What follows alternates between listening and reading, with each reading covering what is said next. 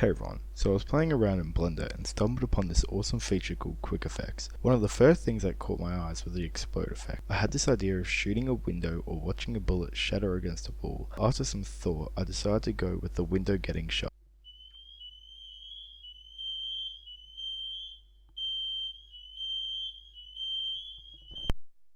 I felt like it was a better option for just a quick test. After getting a base down and actually making the window and a bullet to shoot the window with, it took me about 40 minutes altogether. It's a little longer than what I would have liked, but I think it was worth it as I think it turned out amazing. I'd love to hear your thoughts on it. What kind of effects do you think I should experiment with next?